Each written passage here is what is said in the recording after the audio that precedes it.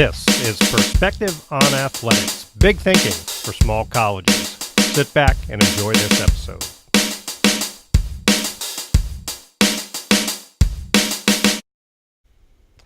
Okay, we are here again for another episode of Perspective on Athletics, and today we have with us Bill Robinson. And Bill has been a collegiate president at two different institutions, and he's been very engaged in athletics throughout his career and has some great insights and perspectives. So, Bill, I am really thrilled that you've been able to take some time and join us for Perspective on Athletics. Oh, thanks, Mark. I mean, it's good to hear your voice, actually. It's been a few years, and no, I'm glad to do this. Yeah, well, it's great to see you, too. And we first met when you were at Whitworth College, now University, as president up there, and I was the athletic director at Willamette University in the same conference. So I'm very familiar with, your role in the conference and when you're leading that university and the role that you played supporting athletics there. So that's part of what we want to talk about. But before we get into some of the details of our conversation, help people understand a little bit about your background with just a quick sketch of your stops in higher ed and the roles that you've been playing over the years. All right. Well, I finished up my doctoral work at the University of Pittsburgh and taught there for a couple of years. Then I went to a small private teachers college in Chicago and was there for 7 years in various capacities. And then in 1986, Bonnie, my wife, and our three children, who were 2, 5, and 8 at the time, moved to North Manchester, Indiana. And I was president of Manchester College, and I was there for 7 years.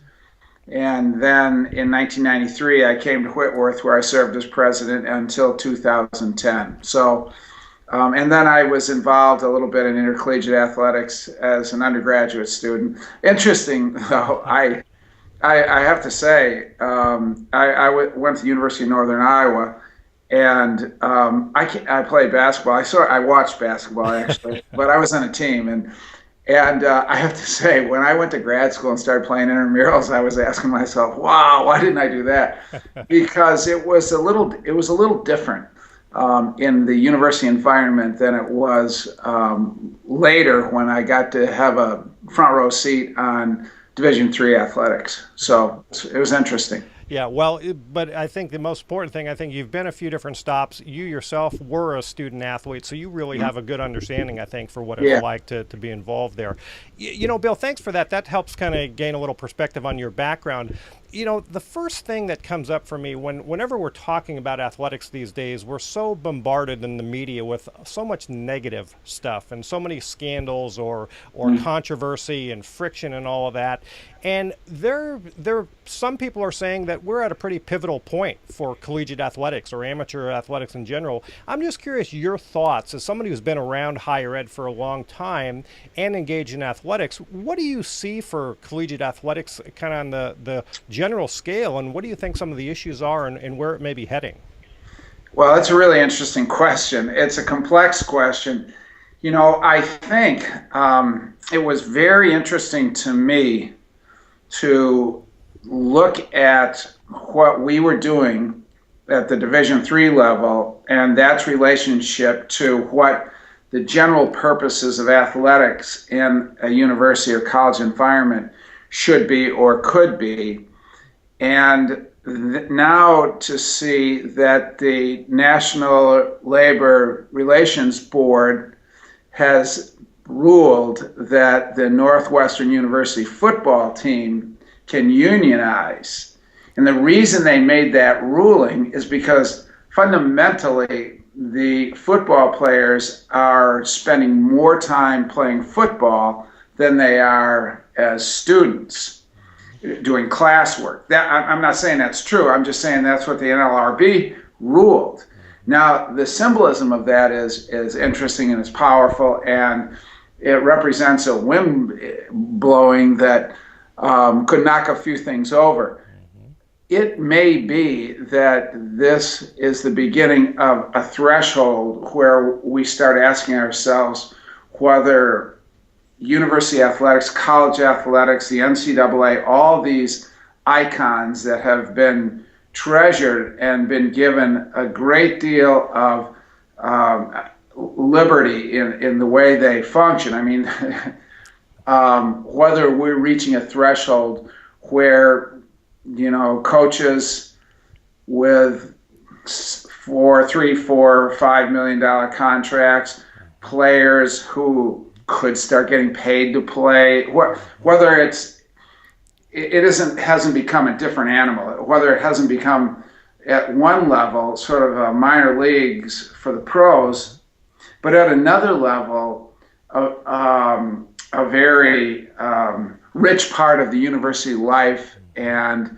an opportunity to be involved in athletics while you're a student. So it would seem that at one level they are athlete students, and at another level they are student athletes.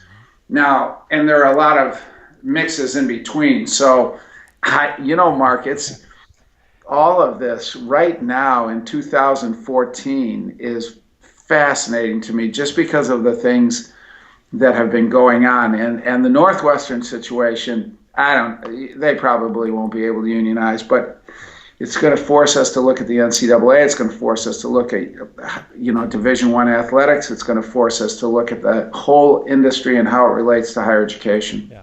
It is indeed very complex and very interesting, and it'll see how it all shakes out, but I appreciate your thoughts on that. And for me, one of the things that comes into play here is the various roles of people involved, and I think that for the people on campuses, college presidents, and others in leadership positions, athletics has sometimes become a tool for good and sometimes something that really hurts the institution in a lot of ways. So I'm curious, what I want to ask you about and have you comment on is your thoughts about leadership within higher ed, specifically as it's related to college athletics and where things are and where they may go.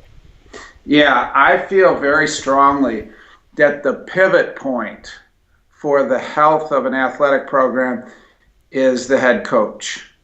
So what we as presidents, what athletic directors do, what institutions do generally, that's all important.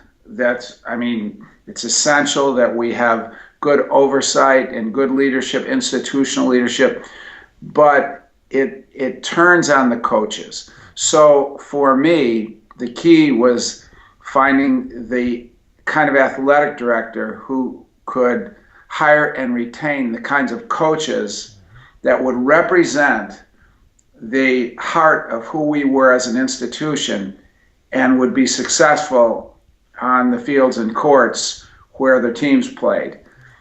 That's huge, Mark. I don't know any other way to say it. To me, it's all about the coaches. Well, it's mostly about the coaches. Well, let me ask you this, though. I think that I would agree with everything you just said. And an important part of leadership is maybe having the courage to go against the grain. And I think that there are so many examples these days of coaches who have maybe not demonstrated the strongest or best leadership examples, yet they get rehired in an instant because of their marketability or recruiting ability. And so where does that play in? And is that an athletic director's job, presidents? Where does those types of situations play into what you were just saying? Well, again, it divides between Division III and Division I, particularly, at the major level of Division I because of the money involved. For us, at the Division III level, the athletics are supplementary. Athletics are co-curricular. Athletics are a rich part of the environment and the campus culture. They provide opportunities for our students to be involved in competitive athletics in wonderful ways. The conference rivalries, there's so many good things about it. Our students go out and see their friends competing, but there's not money. We're going to lose money on athletics, apart from any influence it has on our enrollment. In terms of direct costs, it's net negative.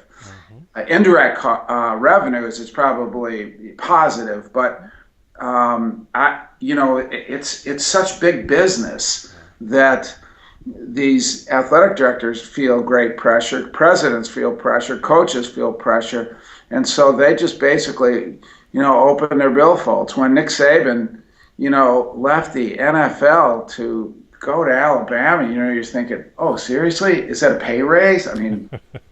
And it looked like it was. Yeah. So I think how we look at it varies on the basis of the level. But back to your point on the leadership, I don't think that varies.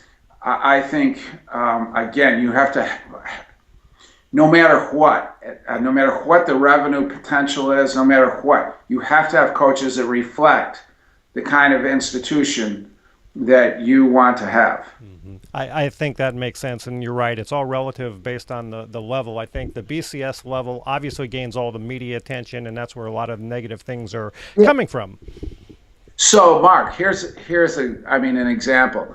That I think sort of makes my point, and I don't know if you can do this up and down the ladder in collegiate sports, but in 1995, when I was trying to convince Scott McQuilkin to be the athletic director at Whitworth, he said to me, point blank, looked me in the eye, and he said, "What do you want most out of athletics? What's your goal for athletics at Whitworth? And what do you want me to do if I'm your athletic director?" And I looked him in the eye and I said, "I want our athletic department to be a reflection of you, because you're a reflection of Whitworth and you represent Whitworth's best values. And I want our coaches and I want our student athletes to reflect you. I want you to be proud and say, those are people that I have embraced and empowered and that I trust." I think that's a great example to point to, and if that were the case at every college and university in America, we'd all be better off. But I think, unfortunately, that's not the situation that you run into, especially at the bigger schools. And I think maybe maybe that's your point. Let's transition now, because I think that this is a great time to talk about then some of the things that you just touched upon, which is athletics within the small college environment. And there are many ways in which athletics touches a campus that is a small liberal arts college or even a small private or public institution. But talk to me a little bit about your thoughts on the role that athletics plays within the small college environment, not just for its impact on student athletes, but also the impact on an institution. Yeah, well, we have some interesting examples of where athletics represent another area of excellence for schools in ways that are not immediately apparent, or ways that people might not think about when they first think of athletics and in a small college environment, or certainly at the university level. I think that the cultural contribution that athletics makes can be huge.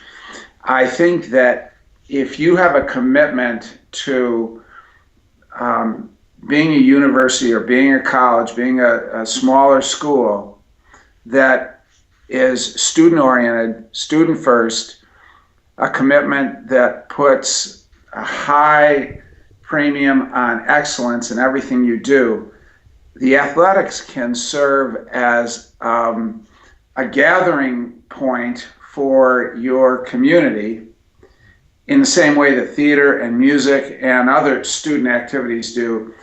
And it also can serve as, athletics can serve as sort of a front porch to your community or the various communities that you serve. So I would put it this way.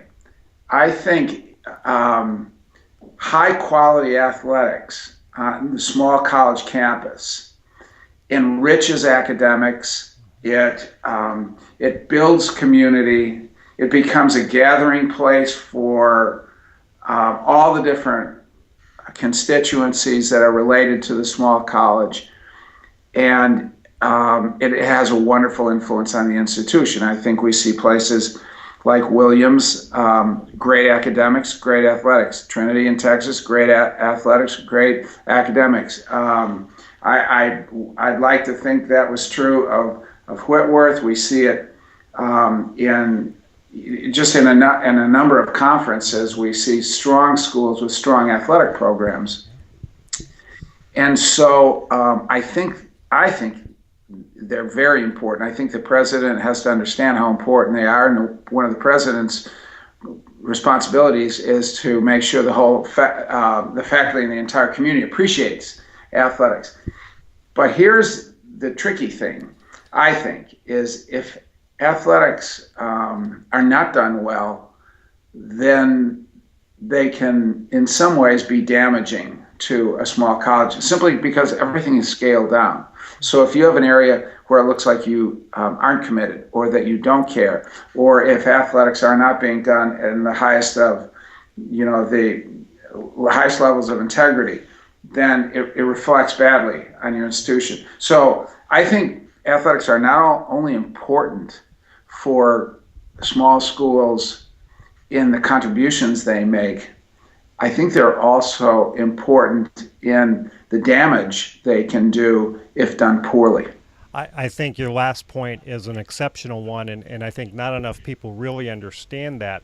The other thing that has troubled me some, working with many colleges now in my current capacity, and what I've seen over the years, though, is that they often look at athletics as an enrollment driver, which it is.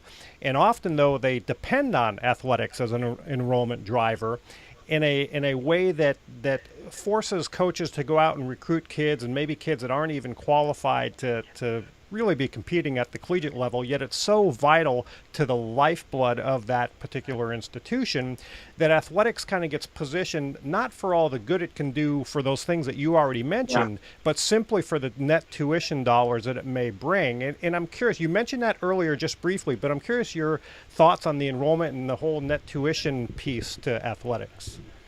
Well, I think that athletics, the schools with good athletic programs benefit from those athletic programs in their enrollments. I think that we know that most of the small schools of the Division III schools that have started football in the last 10 years have been trying to equalize their male-female ratio. And so if you can have 80 guys on campus that you otherwise wouldn't have, that's going to help enrollment. That's going to help your ratios. I do think that it's dangerous to allow a double standard to evolve between your athletes and the rest of the student body. It's one of the things that I think that our conference, the Northwest Conference, did so well is monitor in all kinds of ways: financial aid, grades, preparation, all those kinds of things. I mean, the predicted grade points, all those kinds of things. How the athletes compared with the rest of the student body. And the thing that I found is it takes time for that to happen. I've taken 2 schools from NAI to Division III, and in both cases, the driver was academics. And initially, it was hard athletically, but over time, your teams begin to reflect the rest of your student body, and your coaches are going to recognize that the athletes that they recruit need to look like the student body if they're going to have a good experience. They have to be good students. Or they're going to struggle and perhaps not even persist. Sure. So I think that, Mark, that there's potential there when enrollment is a big part of athletics. There's potential for abuse, but over time, it doesn't work. Yeah. Exactly. I think you're ultimately right, and I think people need to, again, keep in mind what really is athletics all about. And I think you made an earlier point, which I want to come back to just briefly, and that is hiring the right coaches and the important role that coaches play. And I think one of the other things that troubles me is that there is often very bad information or misperception about what the job of a coach is. And many people think it's a 3-month job and you coach them on the field and then they go home at night. And a lot of people are missing the very important role, I think, that coaches play. You've spoken to that, but can you elaborate a little bit on that point, and why do you feel so strongly about the coaches?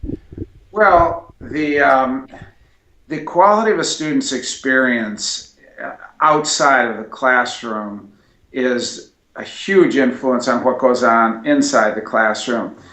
Student athletes spend most of their non-classroom time, most of their non-academic time in athletics. So is that going to be a really positive, enriching experience? Are they going to love going to practice? Are they going to develop the kind of relationships with coaches where the coaches become mentors, or are they going to dread it? I mean, so I just think the coach's relationship with the student athletes is vitally important. And I think that, again, that relationship is much like the faculty-student relationship. We, in the smaller institutions, we do education through relationships. And it doesn't stop when the students leave the classrooms. We do education through relationships in the residence halls, and we do education through relationships on the athletic fields. You know, Mark, I think that one of the ways that I came to be even more convinced of this was when our conference wanted to reduce the number of off-season practices. You may remember this. And if you talk to the student athletes and got their perspective on the relationship between athletics and their academic performance, and their relationship between their teammates and their enjoyment and fulfillment in the college experience, you're not going to argue for fewer. You just are not going to argue for fewer off-season practices. Yeah. It sounds good. It sounds academic. But if you talk to the students, they're going to tell you, no. And you experienced it, I experienced. My best grades was during in season. I mean, I did because I had to be disciplined, I had to be organized, and I had to get sleep. Yeah, it's amazing. It's amazing the power of the relationship between a coach and his or her student athletes, and it's probably the single most powerful relationship on a campus or that a student athlete might have, and that should be utilized for good, not for bad, and maximize opportunities. And the last thing I think, as you said, is important, that this is impacting their overall educational experience, and why would you want to cut back on something that enhances their experience? So it's a very important point. I want to get to Whitworth, when you arrived there, and I know that you were there for, I think, 17 years, and you transitioned them, like you said, from NAIA to Division III. But I'm curious if you could touch upon coming to Spokane, starting at Whitworth College, and what you saw for the university or the college as a whole for your vision, and then where athletics played in, and how you utilized athletic, or how you strategically utilized athletics in the overall plan for Whitworth.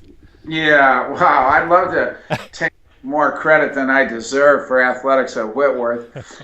I think that the way I thought about it initially was in two respects. We had a few good programs. And those programs were, they were contributing to the campus, but in very bracketed ways. There was not necessarily enthusiasm for athletics as much as there was enthusiasm for one or two programs.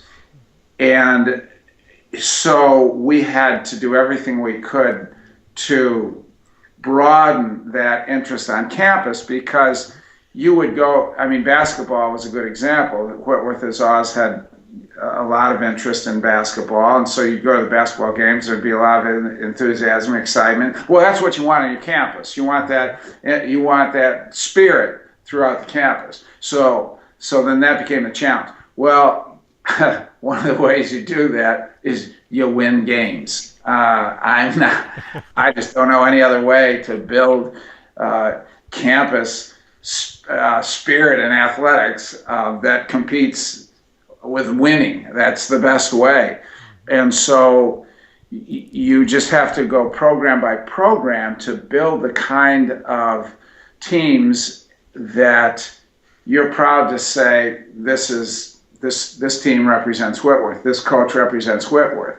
And then when those teams show some success, then students already have been to the laboratory and seen a program in the laboratory, in this case being a field house, and going to basketball games and saying, this is fun, this is great, we're paying attention to this. And so then they start to see the soccer program, and then they find out the swim team is great, and then we get a great cross country track coach, and these, again, as you know, Mark, these are friends going out to support friends, and so then it begins to spread across the campus, and I think the students have a huge impact on the success of the team. So it's circular. Initially the team's success is the cause and the students' support is the effect.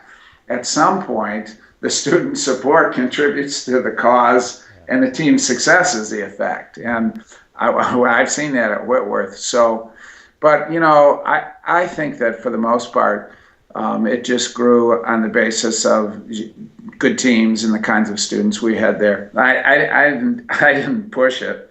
I had to be careful not to, because I was pretty involved in athletics myself. Sure. Well, it's one of those things where I think presidents can take all the credit for all the good stuff in athletics, and when the bad stuff comes up, then you can blame the athletic director or somebody else, right? That's what I'm talking about. Yeah. That right there. You know what I will say, though, Mark, about what you just said? The biggest advantage I had from being involved in intercollegiate athletics is that as a president, I knew what I didn't know, and so I argued at president's meeting after president's meeting that the key to our conference being well run was to hire good athletic directors and trust them. When the presidents start getting involved in the operations of athletics, you got problems. There were a lot of presidents that misinterpreted the findings of the Knight Commission, or else the Knight Commission had bad findings. But I thought what the Knight Commission was trying to say is, presidents, you're going to be held accountable for what goes on your campuses.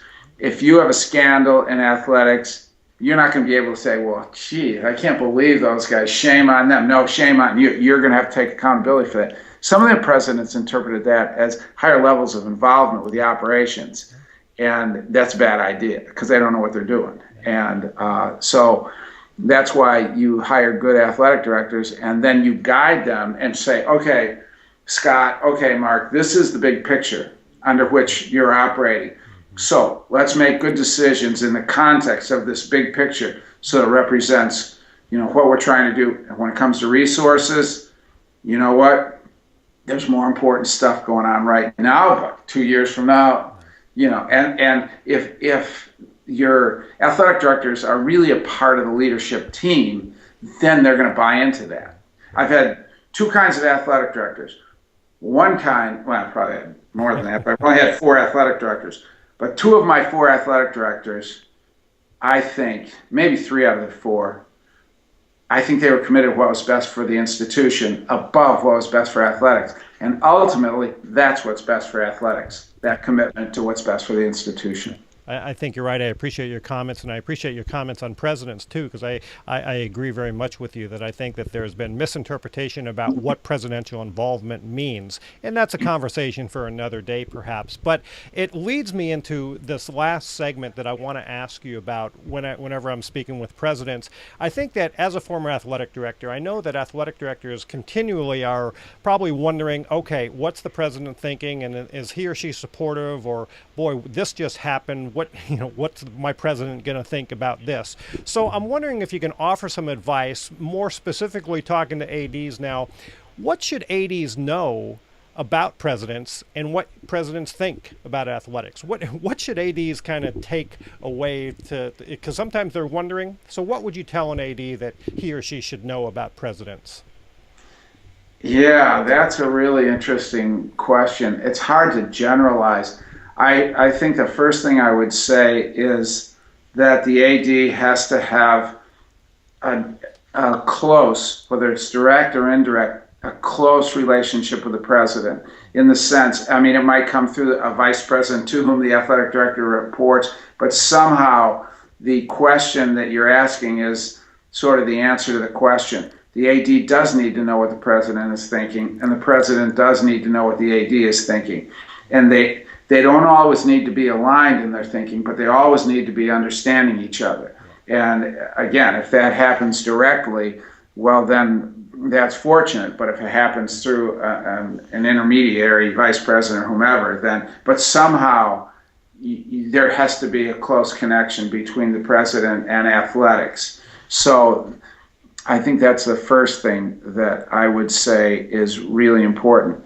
The second thing I would say that athletic directors need to know about their presidents is that every decision they make about athletics takes place within a larger context.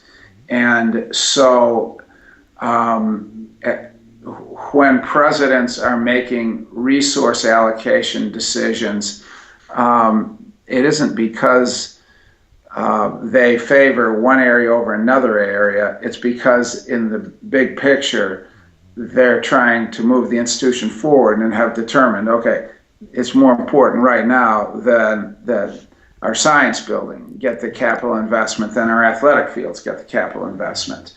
And so that's one of the reasons I go back to the first thing I said. It's important that they understand each other. I think the most important element in the relationship between the president and the athletic director is that they trust each other.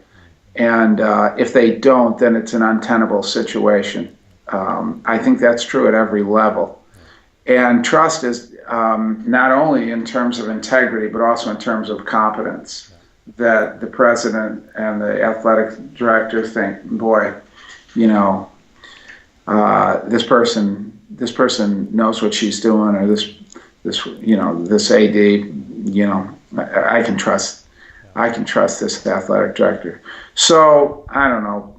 For the most part, presidents probably know less about athletics than almost anything else on their campus that they are in charge of. But it's kind of interesting because they want to be good fans, they want to be involved, they want to holler at the games, and they're fans. And so sometimes they forget how little they know, and but you shouldn't. You better not. No, that's great, and I appreciate you sharing that because I think you're right on the button, and it does depend on each individual situation. But you made a good point about trust, and I think trust is the most important thing, and it's about the relationship. And if there's a good relationship, things will, people will generally be on the same page. Bill, we're getting to the end of our time here, and I do want to get to the point where we're going to wrap up. But I know that in your background, your scholarly work is centered around, I think, organizational development and leadership, and you've written 2 books, and I want to mention those, which the first one that you wrote was Leading People from the Middle, now in its second printing, and after that came Incarnate Leadership. And so you've written a couple books on leadership. I know it's an important part of you. Are there more books coming? Are you doing work currently that relate to leadership and organizational development, or what's on the horizon for you? No, I'm not writing any. I hope I don't write any more books. I just want to go play golf, Mark. I'm working too hard. No, I may do something else on that. One of the things that's been interesting to me that I've thought about just recently is, in the 20th century, which was still, certainly the first half of the 20th century we were still a manufacturing economy, we were an industrial economy, and so we approached leadership in one way. And the leaders needed to be able to issue the best imperatives for the organizations they ran, and then work well with the people so the people would follow the imperatives and perform well and produce. And in an industrial, linear kind of an economy, that worked pretty well. In more of a knowledge economy and a service economy, I've begun to think about the role of, instead of the imperative, the interrogative. I've begun to think about the questions I'm asking in the organization I run. I go to a meeting of the vice presidents, and I know what I want to tell them, but do I know what I want to ask them? Do I know how to really probe and discover what they're doing? Do I know how to learn from them? Do I know how to stimulate the best thinking and the best creativity in them?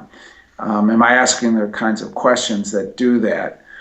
And I think the next wave of leadership is going to be much more interactive and much more interrogative than what we saw in the 20th century. So that's kind of interesting to me, and especially in the knowledge industry, of which higher education is the leader. So we tell our students we want them to be critical thinkers. So are we leading our teams and are we leading our universities in ways that develop critical thinking, or are we doing it in more of an authoritarian way? And I don't think we are, but so I've been thinking about that. And the other thing I thought about, Mark, is it's so interesting how the leadership has gone from being centralized on the leader to the people who are closest to the point of contact. I mean, and certainly we see that in business and industry, where people on the front lines are empowered to make decisions that used to be in the rule books and in their supervisors and in the CEOs, and now they've been empowered. It's be interesting to look and see how that's happened in sports, and if that's happened in sports. If coaches are doing more empowering of their athletes, allowing athletes to make more decisions, are these read options in football some kind of an extension of that? The fact that when I played basketball, we ran plays, and now they're running motions and they're running so. Seems like there's this massive decentralization of leadership, and the people are being asked to lead. And I think that's pretty exciting. Yeah. I think you're absolutely right, and I think it has worked its way into sports and the coaching culture, and the most successful coaches are following that type of model. I think you can point to some specific examples at all levels. Bill, Bill, with all that thinking going on, it sounds like absolutely there's another book coming for you. Yeah, I doubt it. Yeah. I doubt it. Well, I sure appreciate your time. We do need to wrap up. This is about a half an hour show, and we want to make sure we stick to about that time frame. But your insights have been wonderful and very helpful, I think, to those following the athletics world, especially at the small college level. And just want to say thank you again, Bill, for taking time to join us here on Perspective on Athletics.